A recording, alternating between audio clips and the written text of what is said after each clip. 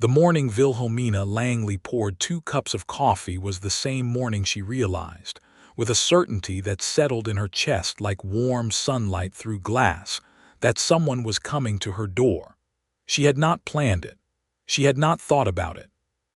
Her hands had simply moved of their own accord, reaching for the second tin cup on the shelf above the stove, pouring the dark, rich stream of coffee with the same ease and habit as breathing. And only when both cups sat steaming on the worn wooden table did she stop and look at them and wonder what on earth had possessed her. She had been alone for 14 months. There was no one else in the house. There had been no one else in the house since the fever took Robert in the autumn of 1878, leaving her with 40 acres of dry Texas scrubland, a half-lame mule named Biscuit, and a silence so profound it sometimes felt like a living thing pressed against the walls. She was standing there, staring at the 2 cups when the knock came. It was 3 steady raps on the door, not urgent, not timid. Just solid and honest, the way a man knocks when he has a purpose but no intention of frightening anyone.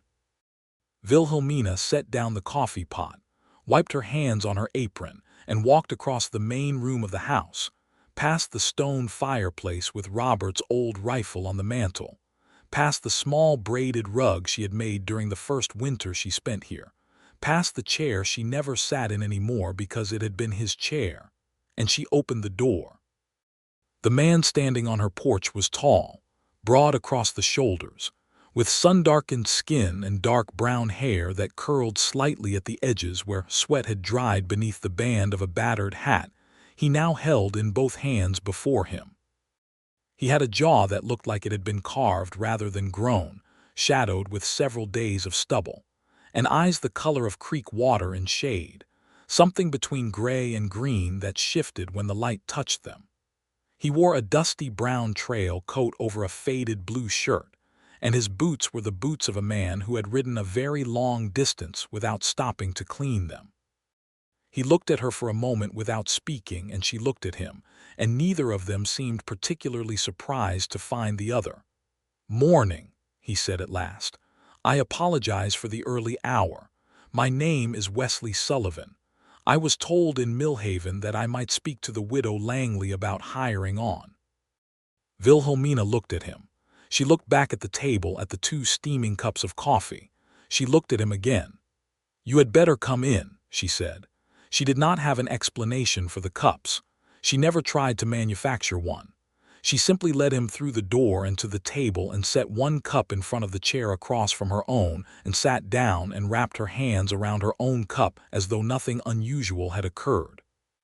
He sat carefully, the way large men sit in houses that do not belong to them, trying to take up as little space as possible, and he put his hat on his knee and looked at the coffee and then at her. "I did not expect coffee," he said. "I made extra," she said, which was not exactly true and was not exactly a lie either. He drank it without comment about how she took hers or whether he could have sugar, and she appreciated that. A man who drinks the coffee placed before him without complaint is a man who understands gratitude. Wilhelmina Langley was 31 years old. She had come to Texas from Missouri with Robert Langley when she was 23, following him the way she had followed him into most things in those years, with trust and a particular kind of love that was more steady than passionate, more comfortable than burning. Robert had been a good man. He had not been a great farmer, but he had tried hard, and he had never been cruel to her or to anyone she knew of. And when he died, she had mourned him genuinely and deeply, and then she had gotten up and begun the business of surviving, because the land did not care that you were grieving. She had managed, not brilliantly, but she had managed. She had sold off the eastern section of the 40 acres to the Barker family in Millhaven, and used the money to buy seed and pay the 2 seasonal hands who helped with the modest wheat she grew. She had learned to fix things that broke. She had learned the particular loneliness of a long winter and had made her peace with it mostly. But this spring of 1879 had brought problems she could not solve alone. The creek that fed her property had shifted after the heavy rains of March, and the irrigation she depended on had gone sideways. 2 of her fence lines were down, meaning she had spent the better part of 3 weeks chasing her small herd of 8 cattle across her own land and the neighboring Barker land, which Tom Barker did not appreciate, and had said so at some volume the last time they met on the road into town. She needed hands. She needed help. She had gone into Millhaven 2 weeks prior and spoken to Dale Hutchins at the feed store, who said he would put the word around. She had not expected anyone quite so soon. "What kind of work have you done?" she asked. "All kinds," Wesley Sullivan said. "I have worked cattle drives from the panhandle down to the rail yards. I have done fence work, irrigation work, some carpentry. I am a fair blacksmith if you have need of it, and I can handle most animals that will stand still long enough." He paused. "I do not drink during working hours, and I do not steal, and I do not start trouble, though I am capable of finishing it if the situation requires." "That last part I did not ask about," Wilhelmina said. "No," he agreed, "but it seems like the sort of thing a woman alone ought to know." She regarded him for a long moment. He met her eyes without flinching but also without aggression.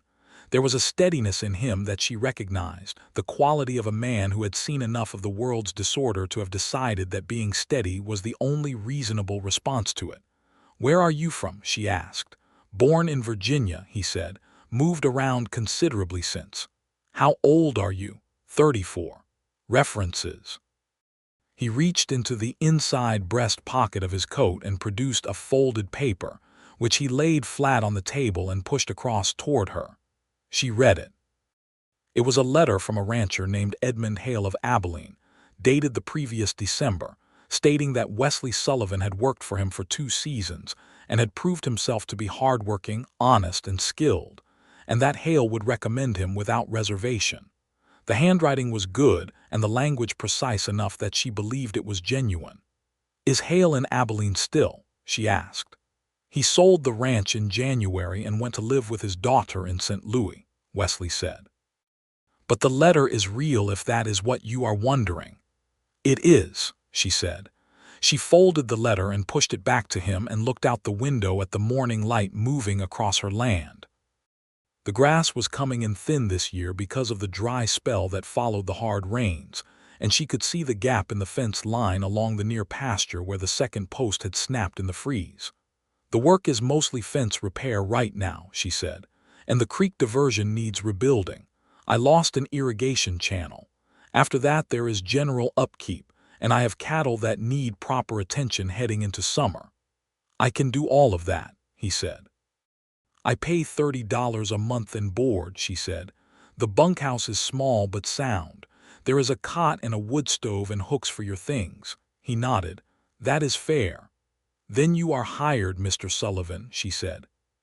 "Finish your coffee and I will show you around the property." He did finish it, unhurried, and she noticed he held the cup with a certain care, the way a man handles something that has been offered to him kindly. Then he stood and put his hat on and followed her out the door into the bright May morning, and Wilhelmina Langley walked her land with a new hired hand at her side and tried not to think about the 2 cups of coffee that she had poured before he arrived. She showed him the fence lines first, walking him along the north boundary where 3 posts had gone over in quick succession, and the barbed wire lay in the grass like a sleeping snake. Then she showed him the east pasture and the places where the cattle had worn the grass down to bare dirt from their restless circling when the fence was down. She showed him the creek, or what remained of it as a useful water source, the channel she had tried to redirect herself using boards and packed earth, which had partly worked and partly not. She showed him the tool shed, the small barn where Biscuit lived along with 3 chickens named after women she had known in Missouri, and the bunkhouse, which was indeed small but, as she had said, sound. Wesley Sullivan walked through it all without complaint or excessive comment. He asked practical questions. "How many cattle total?" 8, she told him. "Any horses beyond the mule?" 1 horse, a bay gelding named Cassius that had been Robert's but was cooperative enough now. "What was the soil like for post setting along the north fence?" "Rocky in places," she said, and he nodded as though he had expected as much. He began work that same afternoon. She watched him from the kitchen window as he hauled posts from the back of his own horse, a large, sturdy roan he called no name that she heard, just spoke to it in a low murmur when he needed it to stand still. He set posts with an efficiency that impressed her. He was not rushed. He was methodical.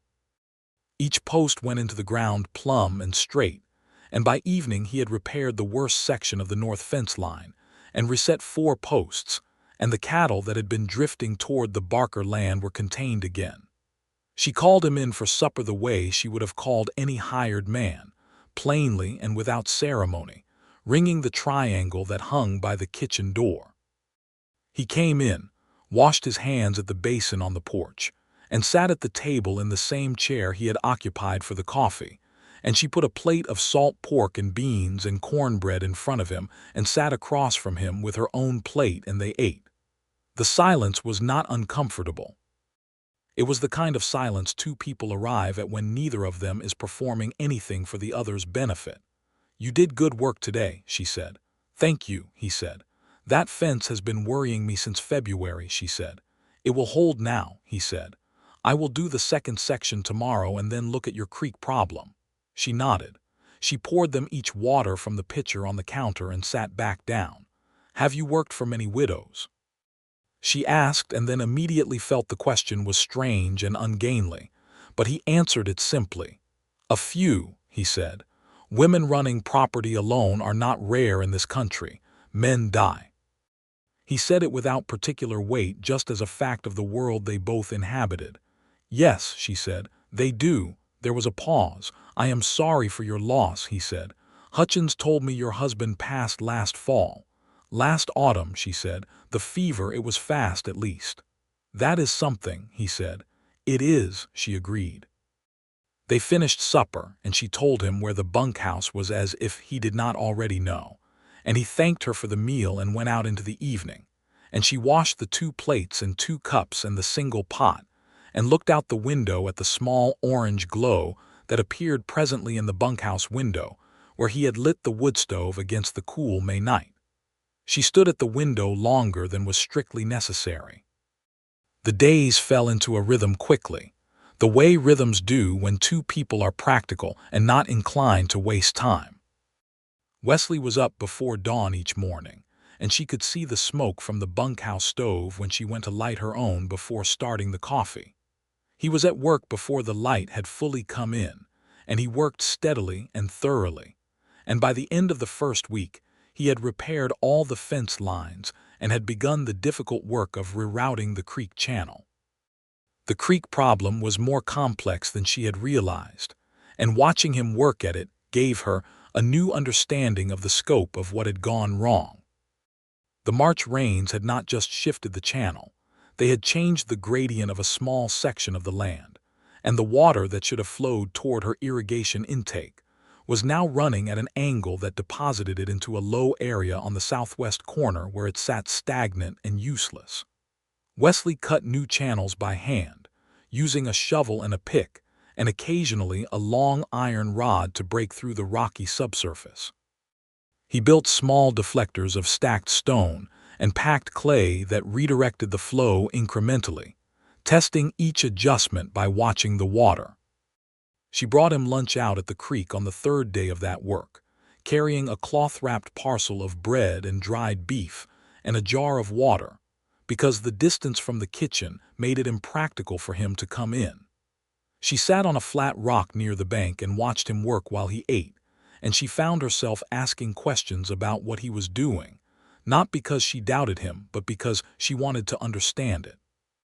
He explained it to her with patience and without condescension, drawing the channel plan in the dirt beside the rock with a stick, so she could see how the gradient change had affected everything downstream.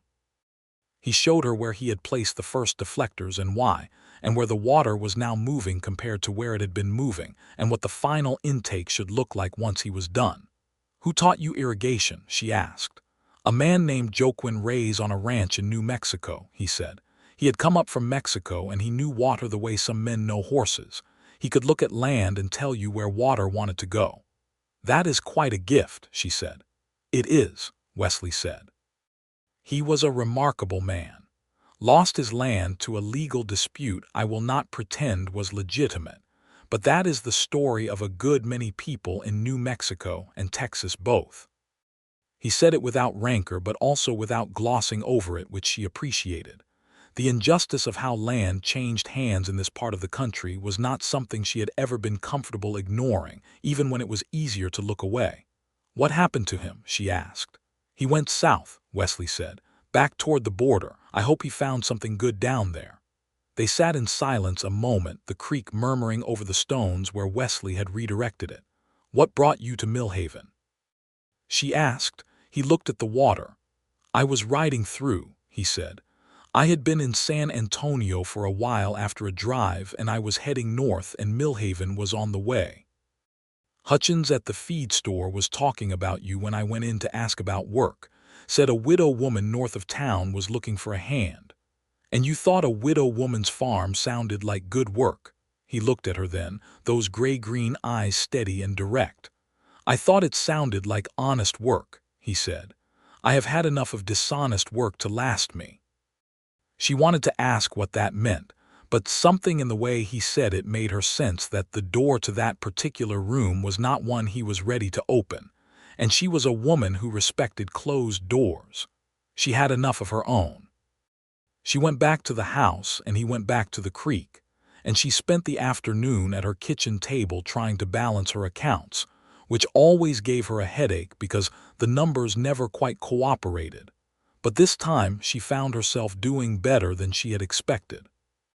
The $30 a month for Wesley was significant, but with the fence repaired she would lose fewer cattle days to wandering, and with the irrigation restored she could expect a reasonable wheat yield, and if the summer stayed kind, she might actually come out ahead for the first time since Robert died. The thought gave her a complicated feeling. She did not want to be glad that Robert was gone. She was not glad, but there was something in the recognition that she was managing, truly managing, that had its own kind of quiet pride to it, and she let herself feel it without apology. The second week brought a problem of a different kind. Tom Barker rode up on a Thursday afternoon while Wesley was in the barn with Cassius, who had thrown a shoe and needed some attention. Wilhelmina was hanging washing on the line when she saw Barker coming down the track on his black horse, and she felt the familiar tightening of her jaw that Tom Barker always produced. He was not a bad man, precisely. But he was a man who had decided that the Langley land adjacent to his own was more valuable than it was comfortable to let a widow manage, and he had made 3 offers to buy it in the past 14 months. Each one accompanied by a speech about how hard it must be for a woman alone, and how it was really quite generous of him to offer what he was offering. She had refused all 3 times, with decreasing politeness. He rode up and tipped his hat with the performance of a man who has already decided how the conversation will go. "Morning, Mina," he said, which she disliked because she had not told him to call her that. "Good morning, Mr. Barker," she said. He looked around at the fence line, which was now clearly repaired. He looked at the barn. "I heard you hired on a man," he said. "I did," she said. "From where?" "From wherever good hired hands come from," she said. "Is there something I can do for you, Mr. Barker?"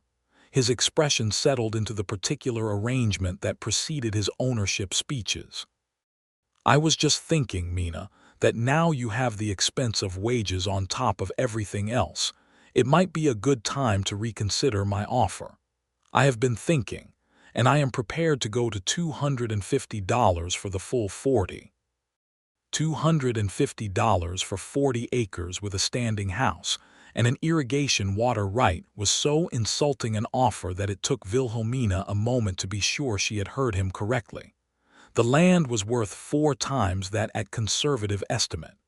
"Mr. Barker," she said carefully, "that is a very low offer, and I think you know it." "Now a woman managing this alone is managing it," she said, "as you can see from the fence line and the barn and the fact that my cattle are on my property and not yours this week. I am not selling. I have not been selling. I will not be selling. "Good day, Mr. Barker." He was still putting together his next argument when Wesley came out of the barn, wiping his hands on a rag, and stopped when he saw the visitor. He was not threatening about it. He simply appeared in the way that a large, capable man appears, and looked at Barker with the mild, interested expression of a man curious to know what is happening. Barker looked at him. Barker looked at Wilhelmina. Something in the calculation behind his eyes shifted. "Good day, then," Barker said, and turned his horse back down the track. Wilhelmina watched him go.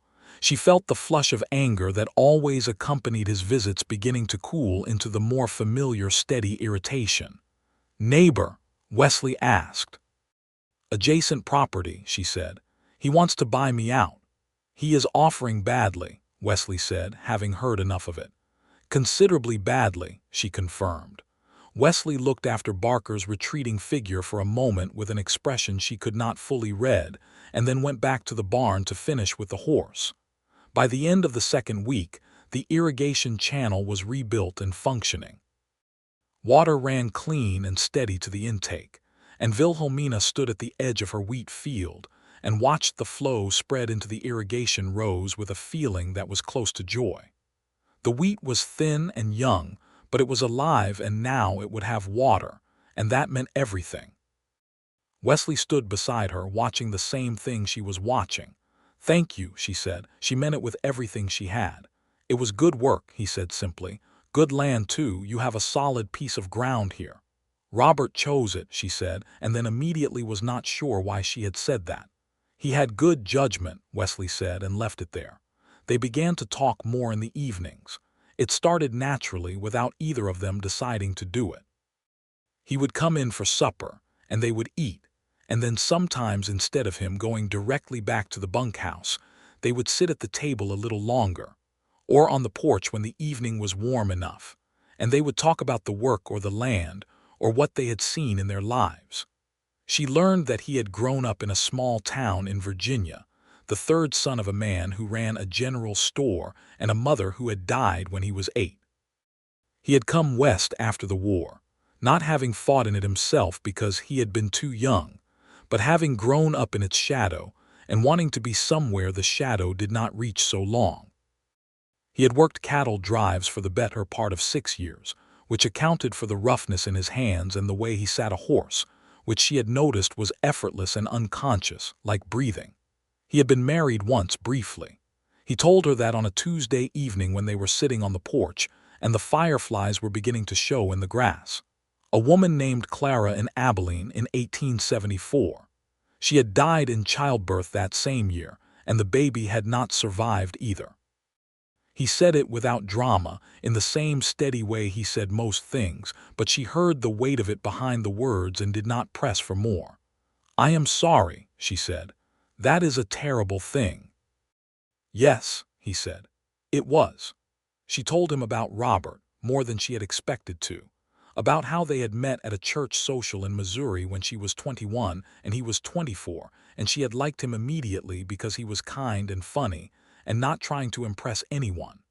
About the first 2 years of the marriage, which had been genuinely happy, and the later years, which had been harder as the farm work piled up and the money was always thin. About how they had talked about children and it had not happened, which had been its own particular grief, quieter than the others but persistent. About the fever coming on fast in October and Robert being gone before November arrived. "He was a good man," she said. "We were not the great love story of the age, but we were good to each other. That counts for something." "It counts for a great deal," Wesley said. She looked at him in the dimming evening light and thought that this man was very easy to talk to, which surprised her, because she was not by nature a talkative person, and neither, it seemed, was he. And yet they seemed to produce conversation between them that was neither strained nor trivial, that moved through things with a kind of mutual ease that she could not remember feeling with anyone in a long time, if ever. She went inside before the thought could develop further into something she was not ready to examine. June arrived, and with it the real heat of the Texas summer, which pressed down on the land like a hot iron and turned the sky a bleached white by midday. Wesley adjusted his working hours accordingly, starting even earlier and resting through the worst of the afternoon before going back out in the late hours. This was practical, but it also meant he was sometimes in the house or on the porch during the midday hours, and Wilhelmina found herself adjusting her own rhythm to accommodate it in ways she did not consciously plan. She began making a larger lunch. She had always kept a careful, minimal kitchen, partly from habit and partly from economy, but she found herself making things that took more effort. Good cornbread with crackling in it, or a proper bean soup with dried chilies from the string she kept above the stove, or biscuits on Sunday mornings that were legitimately tender rather than serviceable. She told herself this was because she was eating better herself, which was partially true. She did not tell herself the other part, which was that she liked watching him eat what she made and liked the plain, sincere appreciation he always expressed for it.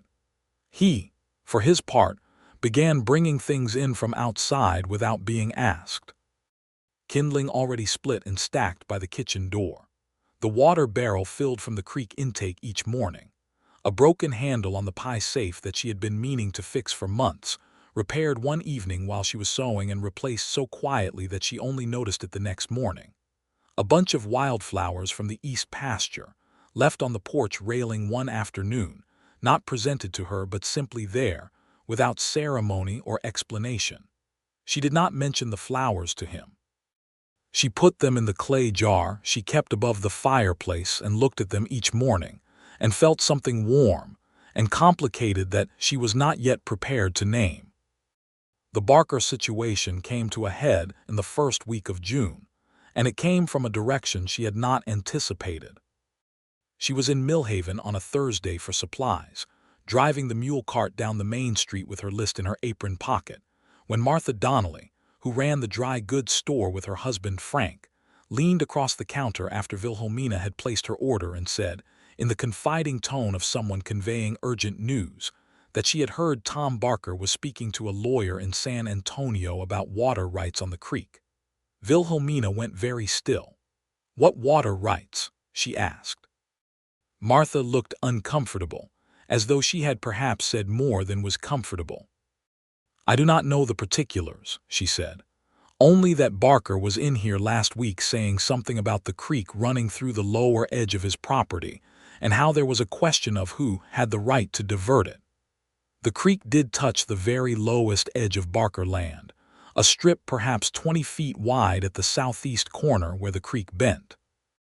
But the water right had been filed with the county by Robert Langley before Barker had even purchased his adjacent section, and Wilhelmina knew this because she had the paperwork in a tin box under her bed. She thanked Martha, completed her shopping, and drove home at a pace that made Biscuit work harder than usual. She told Wesley that evening. He listened without interrupting, his hands around his coffee cup, his eyes on the table. "Do you have the water right documentation?" he asked. "In a tin box," she said. "Robert filed it in 1874, prior to Barker purchasing the adjacent land." "Then Barker has no legal standing," Wesley said. "Prior appropriation. The right was established first." She looked at him. "You know water law." "I know enough," he said. "I spent some time working for a land attorney in Amarillo during a slow season. Not practicing it, just doing clerk work, but I learned the framework." He paused. "You should write to the county land office in San Antonio and formally restate your claim. I can help you with the letter if you want." "I would appreciate that," she said. They wrote the letter together at her kitchen table that evening, Wesley drafting the legal language, and she refining it for tone and adding the specific details of the original filing. She copied it out clean in her better handwriting, because his was readable but hers was genuinely good, and sealed it and addressed it to the Bixar County Land Office for mailing on her next trip to town. He walked back to the bunkhouse that night, and she sat by the lamp finishing the last of her sewing, and she thought about what it meant to have someone beside her in this way.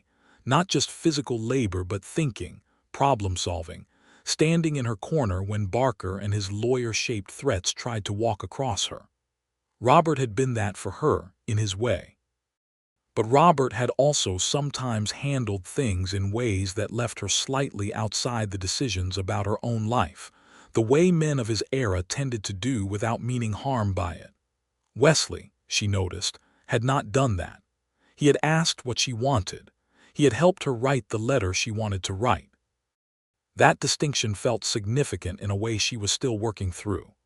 The letter went to San Antonio, and in the meantime Wesley did something she had not asked him to do, which was ride to Millhaven and speak to Dale Hutchins, who knew everybody and everything in the county, and confirm what Hutchins knew about Barker's actual legal position. He came back and reported that Hutchins's read was the same as his own, that Barker had no real case, but was hoping the threat of legal proceedings would make Wilhelmina nervous enough to sell.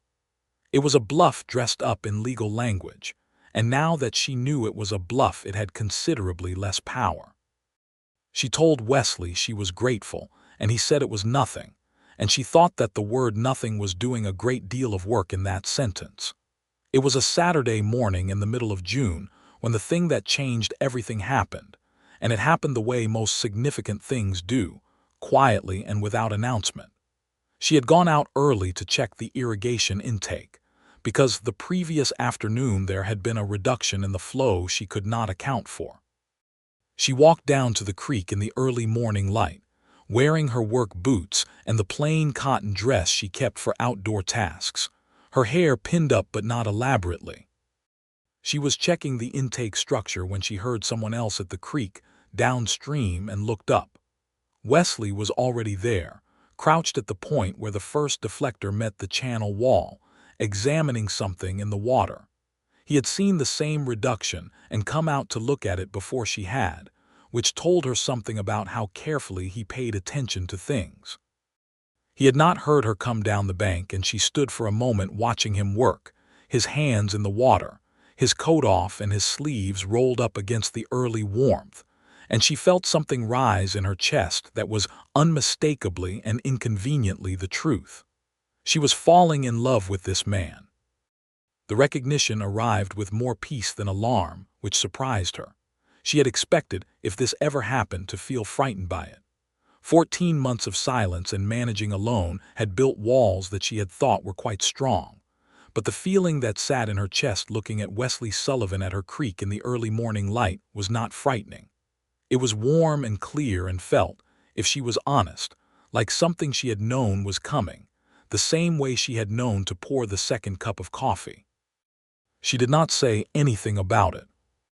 She walked down to the creek and said good morning, and he looked up and said good morning back, and they both looked at the deflector, which had a piece of wood lodged against it reducing the flow, and he fished it out and the flow restored itself, and they stood up and looked at the water running properly, and she said good catch, and he said, you would have found it, and they walked back up to the house, and she made the coffee, 2 cups, and they drank it, and it was perfectly ordinary, except that it was not. She held it carefully, this feeling, the way you hold something fragile and new. She did not push it or test it or try to make it into something before she knew what it was. She simply let it be there, sitting beside her through the days, warm and patient, and she began to notice things she had been almost noticing before. The way he listened when she spoke, fully and without preparing his own response, just genuinely listening. The way he laughed, which he did not do often, but when he did it was complete, a real laugh with no performance in it. The way he was with Biscuit, the half-lame mule, who was not an appealing animal and was difficult-tempered and bit at everyone, but who had taken to following Wesley around the yard in the afternoons like a large, ugly dog, which Wesley accepted with patient amusement. The way he said her name. He had begun using her name somewhere in the second week, and she had not marked it precisely, but he said it the full way, Wilhelmina, not Mina or Millie the way most people shortened it, and she realized she liked it enormously when he said it that way, the whole name, unhurried. She did not know if any of what she felt was returned. She was 31, not a young girl, and she was practical enough not to build something out of nothing. He was kind and he was attentive, and he had brought her wildflowers, but he was also an employed man who might simply be a kind and attentive person by nature. She had no reliable evidence of anything beyond good feeling and proximity. What she had was the creek morning and the quiet knowledge that had been building for weeks like water in a channel, and she decided the only reasonable thing to do was to wait and be honest when the moment arrived, if it arrived, and in the meantime keep doing the work. The reply from the Bexar County Land Office came in the last week of June. It confirmed that the Langley water right, filed in 1874, was valid and prior to any claim the Barker property could assert, and that the county stood by the documented right as filed. It was 3 short official paragraphs, and it was the most satisfying letter Wilhelmina had ever received. She read it twice at the kitchen table and then sat back in her chair and let out a long breath that she felt she had been holding for 3 weeks. She went to the barn, where Wesley was doctoring a small cut on Cassius's left front leg with a careful hand and clean cloth. "The letter came," she said. He looked up. She held it out and he read it where he knelt, and when he looked up there was something in his face that was not quite a smile but was in the same territory. "Good," he said. "That should settle Barker." "It should," she said. "If it does not, I will ride to San Antonio myself and plant this letter in his lawyer's tea." This time Wesley did laugh properly, and it was so good to hear that she laughed too, and they stood in the barn in the warm, hay-smelling air and laughed together, until Cassius turned his head to look at them with the dignified skepticism of a horse who did not understand what was funny. She rode to Barker's property that afternoon herself, not sending word ahead, just showing up and knocking on his door. His wife Sarah answered, who was a decent woman that Wilhelmina had always liked, and went to fetch Tom, who came to the door with the expression of a man who already knew the news was not in his favor. Wilhelmina handed him the letter. He read it. His jaw tightened. She waited. She was very calm. The feeling of having the county's confirmation in writing made her calmer than she had been in months. "I was only looking to protect my own interests," Barker said finally. "I know," she said, "and I have protected mine. We are neighbors, Mr. Barker. We can be decent neighbors or we can be otherwise. I would prefer decent. I think you would too, if you will stop looking at my land as something to acquire." He handed the letter back. He looked away out at his own property for a moment, and something in his expression shifted from calculation to something more tired and ordinary. "All right," he said. "All right, Mina." "Wilhelmina," she said. A pause. "Wilhelmina," he said. She rode home feeling lighter than she had in a long while. The evening was beautiful, the sky the deep orange gold of a good Texas sunset, and the land around her was hers in a way that felt solid and confirmed, not just legally but in her chest and bones. She was home. This was her home. She had fought for it and she had won and she was home. Wesley was on the porch when she came up the track, sitting on the step with a cup of coffee, watching the sunset, and he looked at her face when she dismounted and said, "Good news." And she said, "Good news," and he handed her his cup without being asked, and she took it and stood beside him on the porch steps, and they watched the last of the sun go down together. She gave him the cup back and their fingers touched in the exchange, the natural brief contact of it, and neither of them pulled away quite as immediately as they might have, and there was a moment, suspended and still, in which the evening air seemed to hold its breath. She went inside to make supper. He came to the table and sat down, and they ate, and the conversation was easy and warm as it always was, but something had shifted very slightly beneath it, the way the temperature shifts just before the season turns, imperceptible but real. She dreamed about him that night, which she had not done before, or at least had not admitted to herself if she had. In the dream they were at the creek and it was winter, cold and clear, and he was teaching her something about the water, showing her how it moved under ice, and his hand was over hers showing her where to look, and she woke before it became anything more than that, but she woke warm and aware. She lay in the dark of her bedroom and thought about what it meant to want something again after you had taught yourself not to want. She had not taught herself not to want because of grief. Exactly. She had done it because wanting felt dangerous when you were alone, because wanting was the beginning of needing, and needing was the beginning of the kind of vulnerability she had not been sure she could afford. She had built a careful, self-sufficient life, and she had been, if not happy, then genuinely all right, and all right had felt like enough.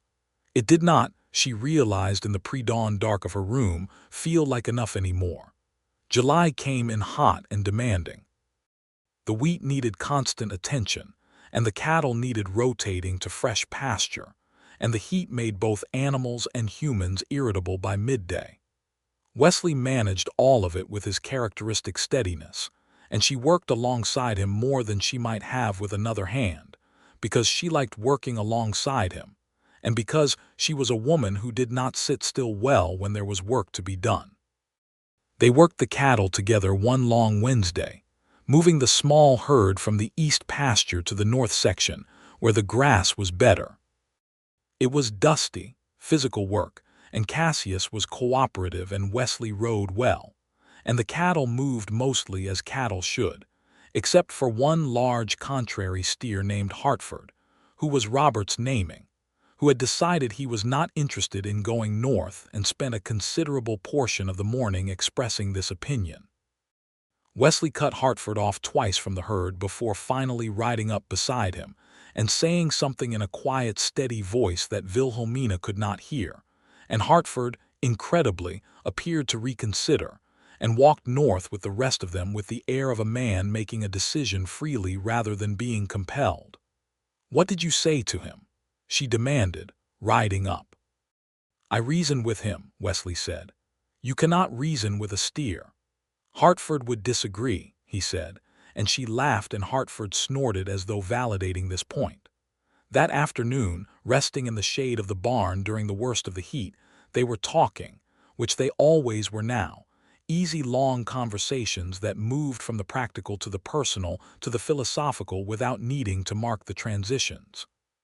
He was telling her about a cattle drive he had done in 1876, a particularly eventful one through Indian Territory, and he told it well with detail and humor, and she was sitting on a hay bale a few feet from him with her back against the barn wall and her legs stretched out, and she was laughing at the part about the stampede and the supply wagon and the cook's irreplaceable Dutch oven, and she looked at him laughing with her and thought very clearly, "I love this man." Not just falling. There. Arrived, the certainty of it was remarkable, not frightening, not overwhelming. Just clear and settled, the way the creek ran clear and settled after Wesley had fixed the channel, finding its proper course and moving in it without resistance. She did not say it that afternoon, but she stopped hiding from it, stopped keeping it at arm's length behind the glass of her own caution, and simply let it be true inside her, and trusted that the moment to say it would come when it should. It came on a Sunday. Sundays were the one day they both did less. The essential animal care was done, but the heavy work rested, and it was the day Wilhelmina used for the domestic accounting and sewing, and the small personal tasks that the week left no room for.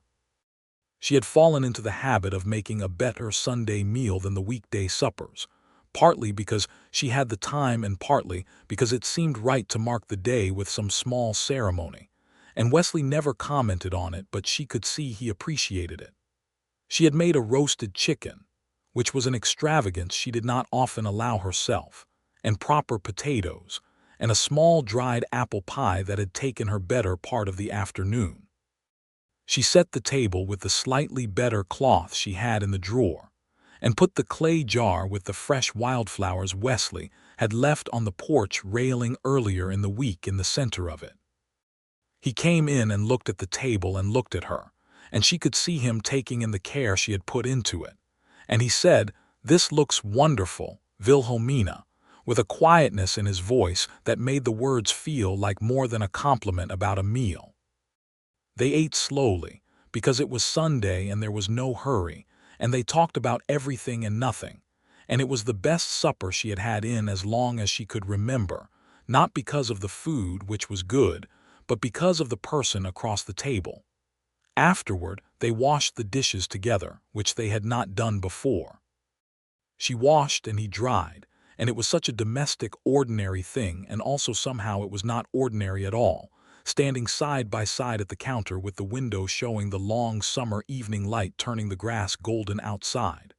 "Wilhelmina," he said. She looked at him. He was looking at the cup in his hand. "I want to say something," he said, "and I want to say it plainly because I think plainly is the right way for something like this." Her heart was very quiet and very attentive. He set the cup down on the counter. He looked at her. In the evening light his eyes were more gray than green, careful and honest. "I did not come to Millhaven looking for anything except work," he said. "I want you to know that because I want you to know that what I am about to say is not something I planned or came here intending. But I have been here 2 months now, and I have come to—" He paused, and she watched him finding the words with the same patience and care he brought to everything. "I have come to care for you considerably, more than considerably. And I do not want to make your life difficult or put you in a position you did not invite. And if you want me to say nothing further and go on as we have been, I will do that without hardship or resentment. But I did not think it was honest to feel what I feel and not say it." The evening light moved across the kitchen floor. Outside she could hear biscuits shuffling in the yard. "Wesley," she said. He waited. "I poured 2 cups of coffee the morning you arrived," she said. "Before you knocked, I did not know why, I just knew." He looked at her for a long, still moment. "What did you know?" he asked. "I knew something was coming," she said. "Something that mattered." She paused. "I think I have been knowing it a little more each day since."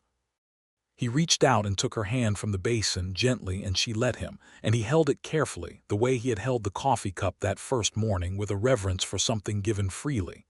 "I do not want to rush you," he said. "You have been through loss, I know what that is." "I know you do," she said, "and I am not rushing. I have been the slowest, most careful woman on this matter that I have ever been about anything in my life." "What are you saying?" he asked, and there was something open and unguarded in his voice that she did not think he let into it very often. "I am saying," she said, "that I feel the same, and that I would like very much for you to stay."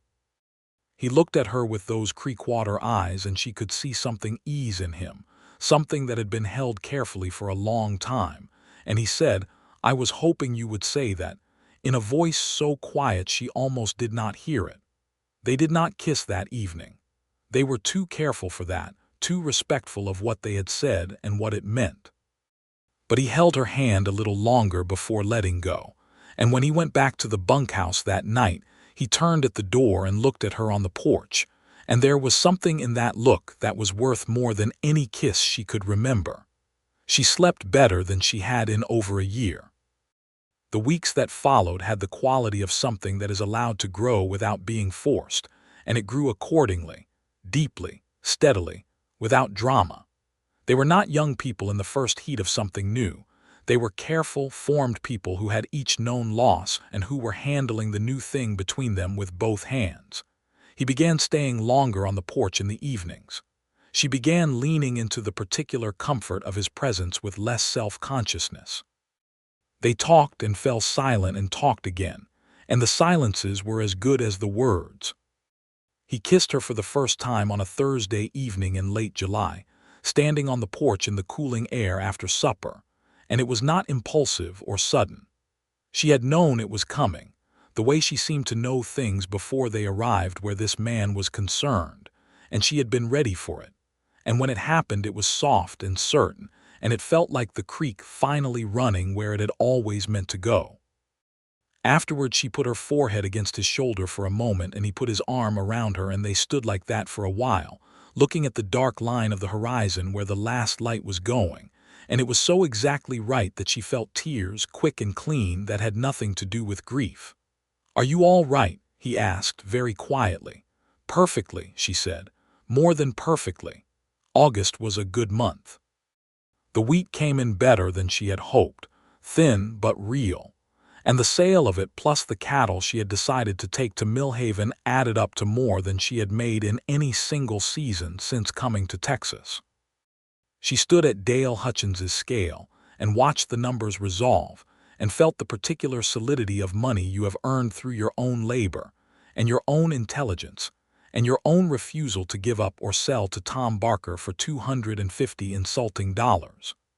Wesley drove the cattle wagon with her and helped her with the transaction, and then stood aside while she made the decisions, because he understood without being told that this was hers to do.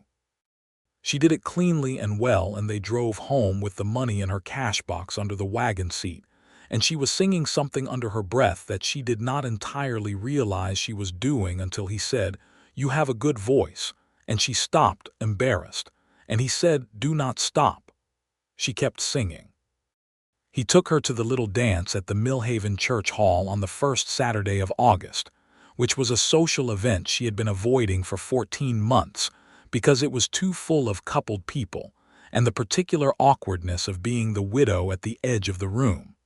But she went with Wesley, and it was entirely different. He was not a polished dancer. He was honest about that, but he was not reluctant either, and he danced with her in the straightforward way he did everything, paying attention and doing his best. And the music was good, and she had not danced in so long that the first few bars of the fiddle tune made something in her lift that she had forgotten could lift. Martha Donnelly watched them with the transparent delight of a woman who enjoys a good love story almost as much as she enjoys telling people about it. And Wilhelmina caught her eye, and they shared a look that acknowledged this without requiring any discussion. Tom Barker was there. He looked at Wesley and then at Wilhelmina and gave a brief nod that she returned, and he danced with his wife Sarah and stayed on his own side of the room, and that was that. She did not think he was a bad man. She thought he was an ambitious man who had recognized the limits of his ambition in her direction and had moved on, which was the appropriate response. On the walk back from the dance hall, under a full August moon that lit the road silver and turned the dust to something almost elegant, Wesley stopped walking and looked at the sky for a moment, and then at her. "I have been thinking," he said. "About what?" she asked. He looked at her with that directness she had come to love so specifically, the way he did not come at things sideways when he could come at them straight. "About whether you would consider marrying me," he said. She had known it was coming. Of course she had. It still made her breath catch. "Wesley Sullivan," she said. "Wilhelmina Langley," he said. "We have known each other 3 months," she said. "I know," he said. "And I am not demanding an answer tonight. I am asking you to consider it, and that is all. I am not going anywhere. I will be here while you consider it, and I will be here whatever you decide." She looked at him in the moonlight.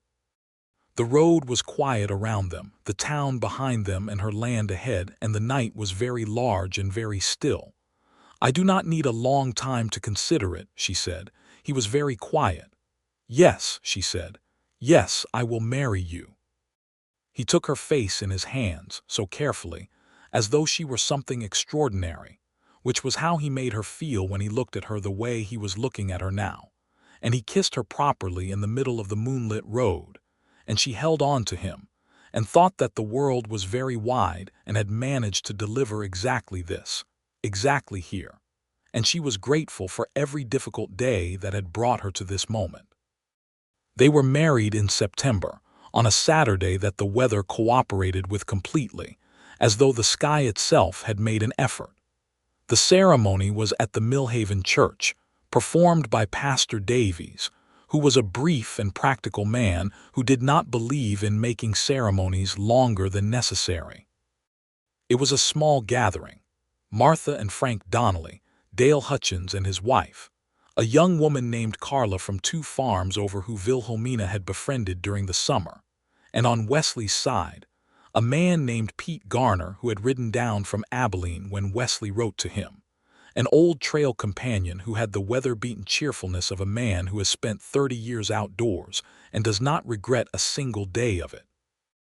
Wilhelmina wore the blue dress she had made from good cloth she had bought in Millhaven the previous spring, not for any occasion, but because the cloth was beautiful and she had wanted it, and she had spent 3 evenings making it into something she was proud of.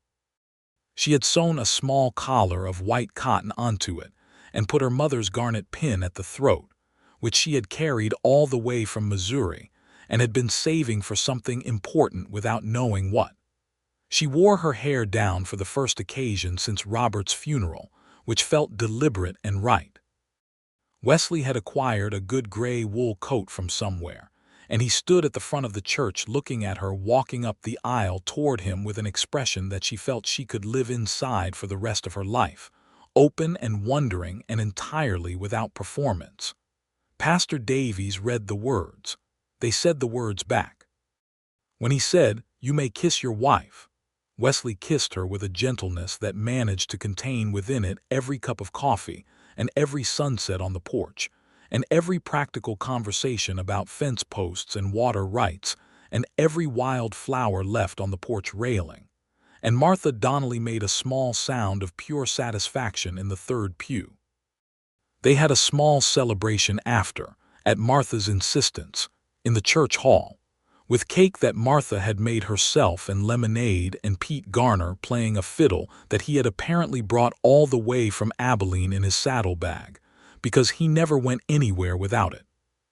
He played well and they danced, and this time Wesley had improved considerably since the August dance, and Wilhelmina thought this might be the best dancing she had ever done.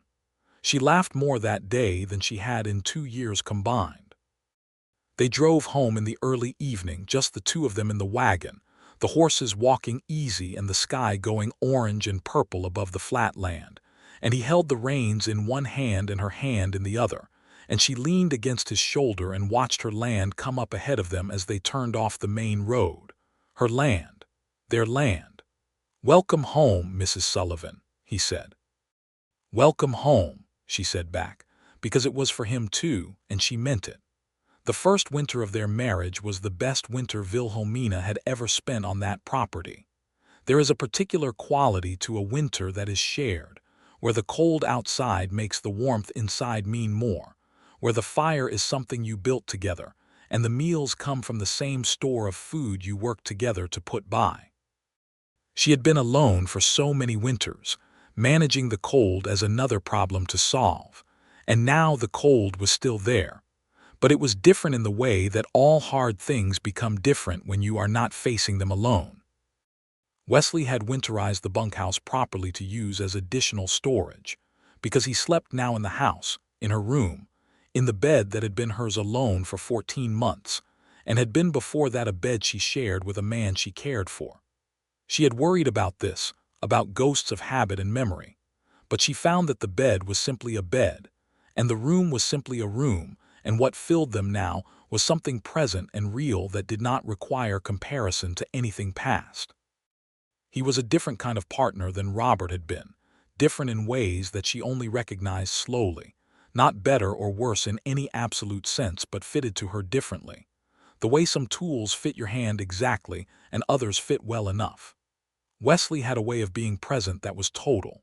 When he was in the room with her, he was actually there, not somewhere else in his head. And this had the particular quality she had not known she had been missing, of feeling genuinely accompanied. They talked in the evenings by the fire, and sometimes read, she from the small collection of books she had brought from Missouri, and he from the 2 novels he had in his saddle bag, which she also read after he finished them, and they discussed at length.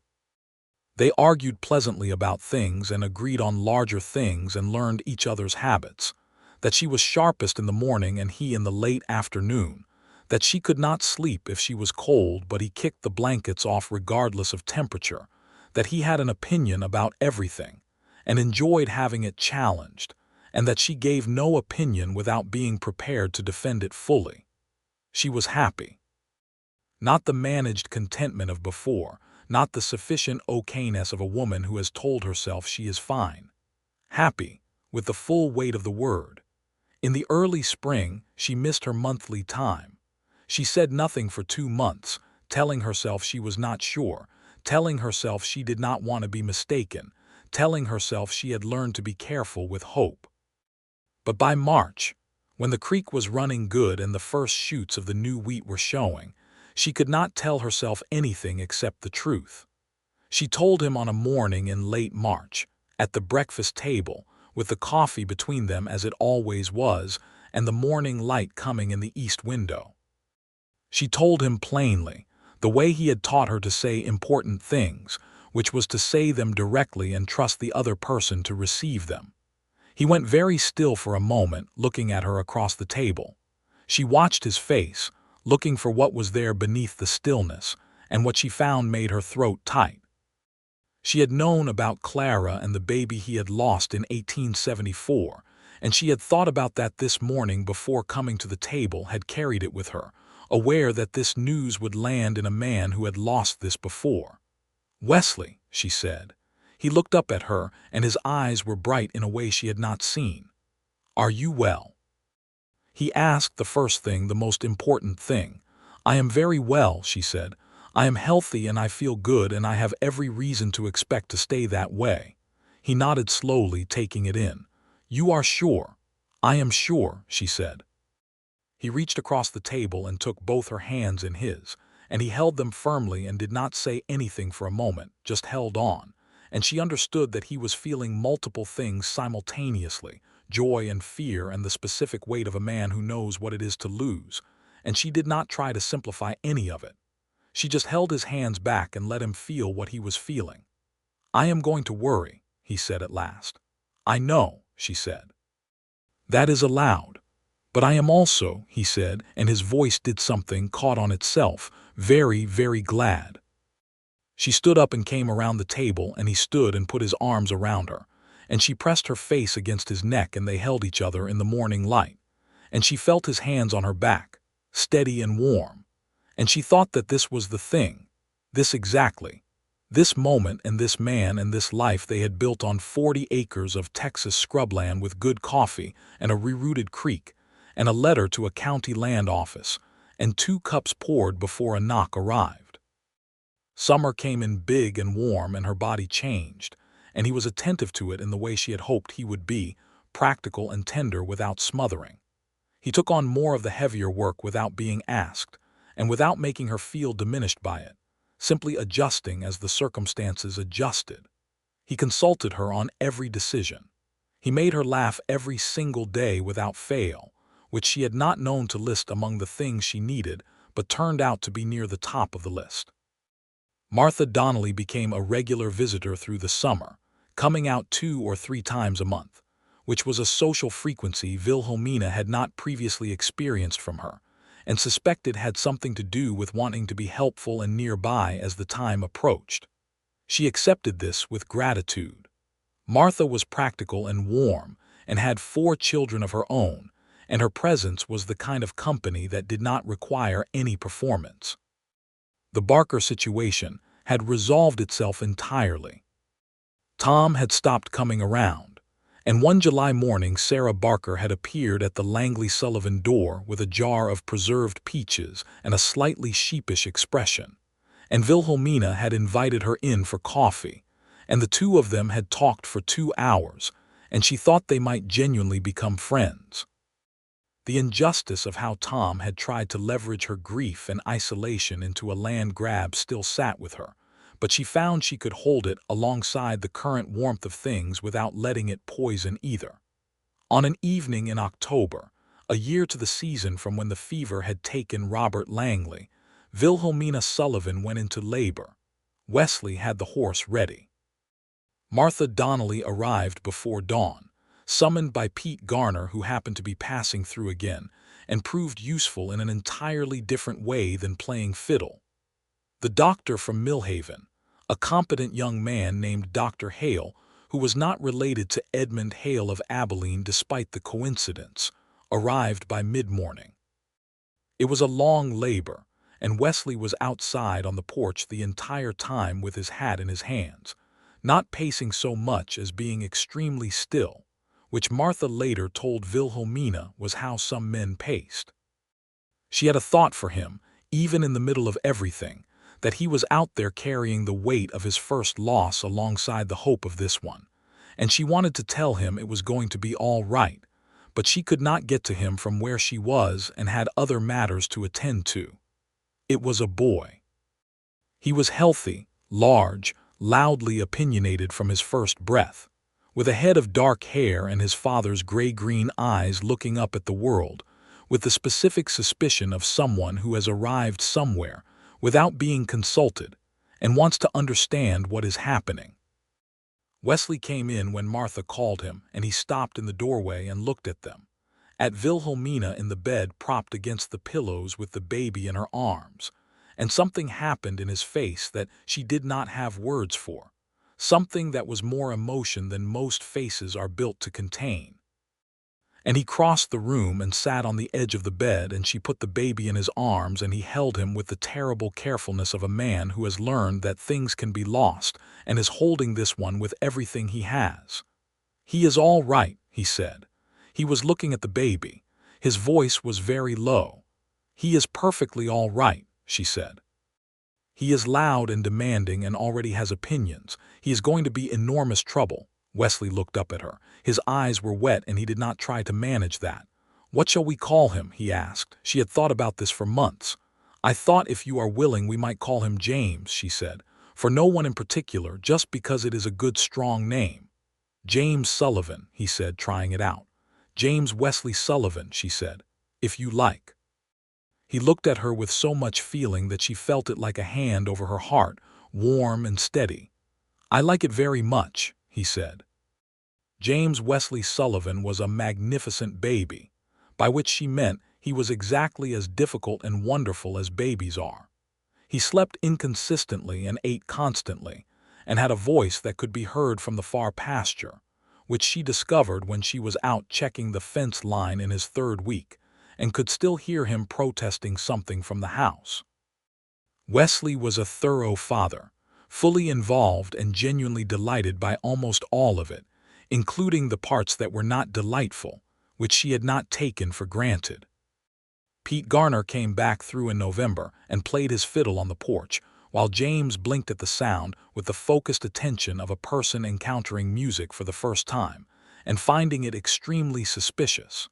Pete declared him a fine boy and stayed a week, and helped with the late-season fencing before riding on to wherever Pete Garner was always riding to.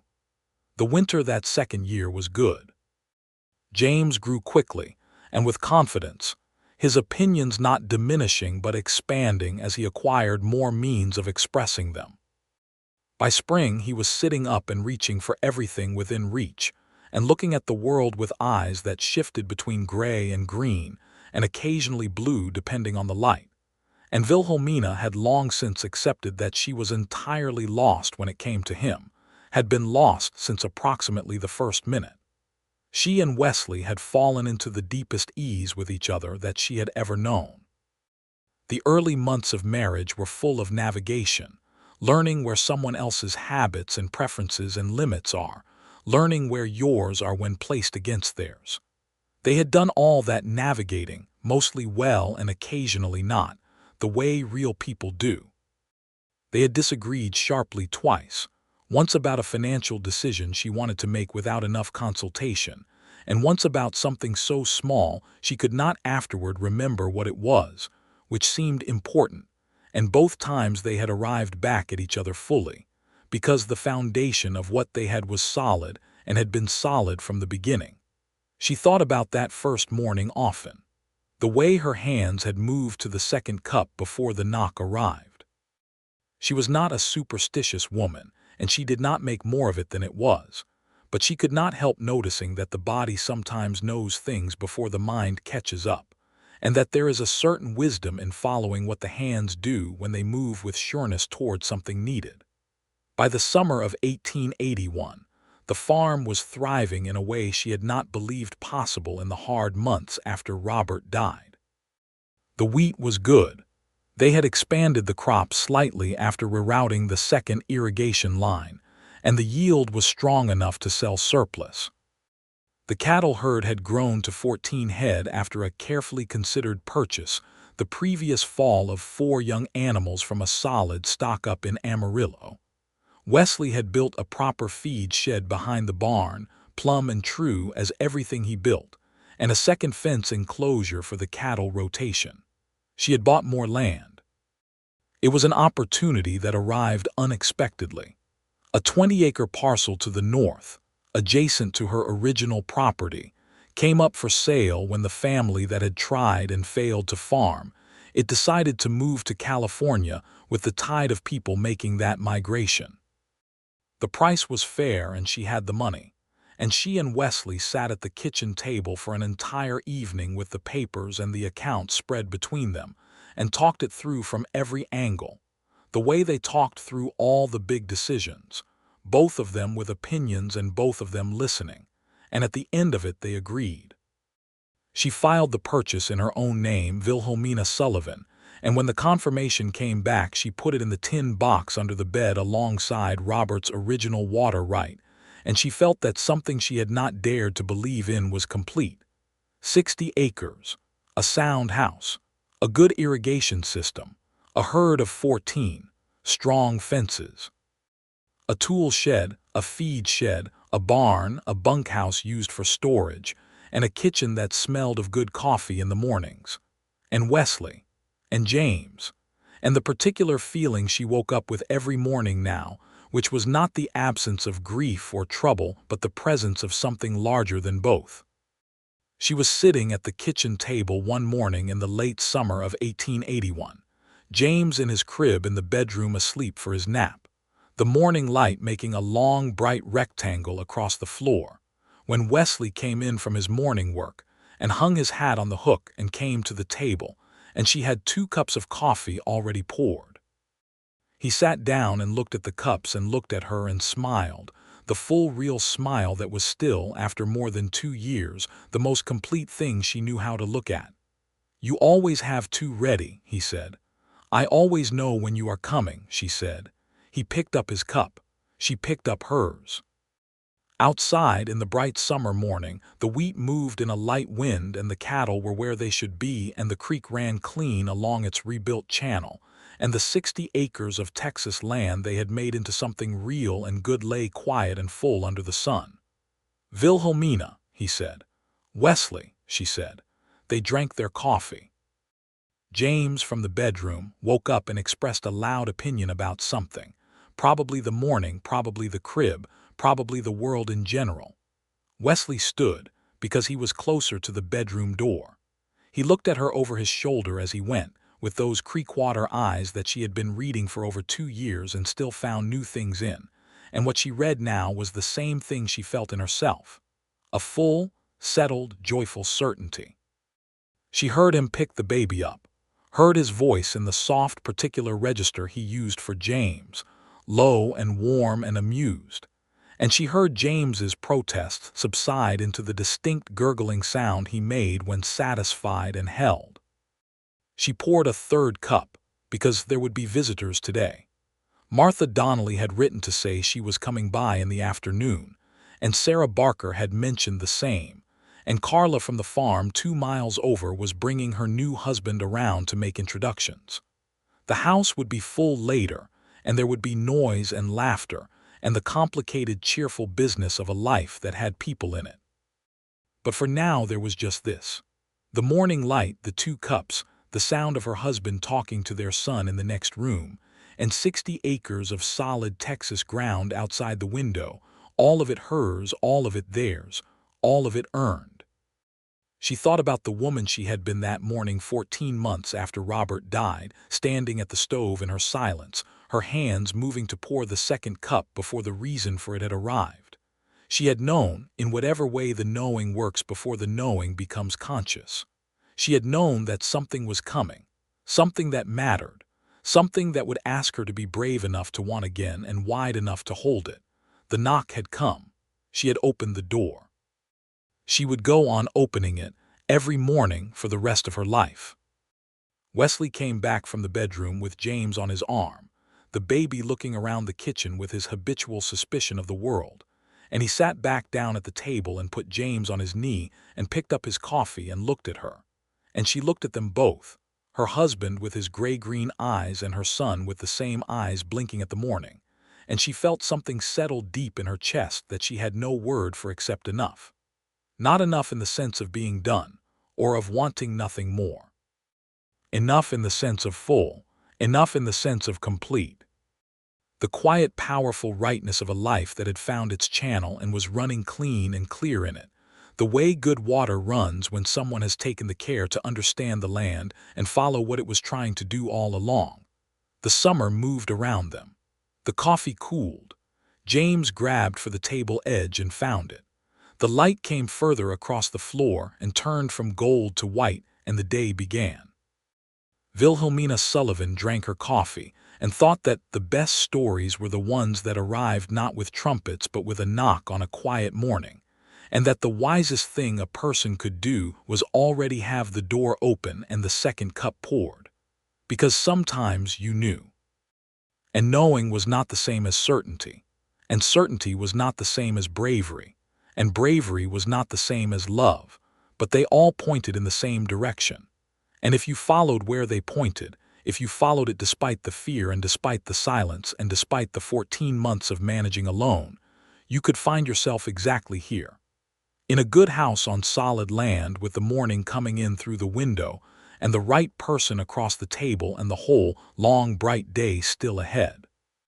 She was exactly here, and here it turned out was everything.